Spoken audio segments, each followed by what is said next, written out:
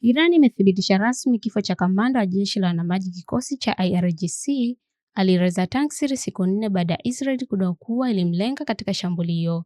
Katika taarifa iliyotolewa na IRGC kupitia shirika la habari la Tasnim News Agency, ilielezwa kuwa Tangsir alikuwa akiratibu vikosi na kuimarisha ulinzi wa visiwa na maeneo ya pwani na kwamba alifariki kufuatia majeraha makubwa aliyopata. Taarifa hiyo iliongeza kuwa vikosi vya jeshi la majini la IRGC, licha kutokuwepo kwa kamanda wao katika siku za hivi karibuni, viliendelea kutoa mashambulizi makali na kuimarisha udhibiti madhubuti wa katika mlango wa bahari wa Hormuz. IRGC pia liliapa kuwa halitasalimu amri hadi adui atakaposhindwa kabisa. Tangsir aliyekuwa mmoja wa makamanda wa juu wa IRGC alihusika katika kusimamia usafirishaji wa meli kupitia mlango wa bahari wa Hormuz, ambao ni njia muhimu ya biashara ya mafuta duniani.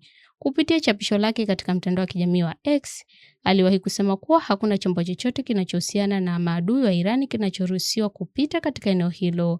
Alikuwa pia kamanda mwenye msimamo mkali aliyetoa kauli nyingi za kukosoa Marekani na Israel hapo awali. Mwaka 2019 aliwekewa vikwazo na Wizara ya Fedha ya Marekani, ikiwa ni pamoja na makamanda wengine wa IRGC baada ya Irani kuidungua ndege ya upelelezi ya Marekani karibu na mlango huo wa bahari.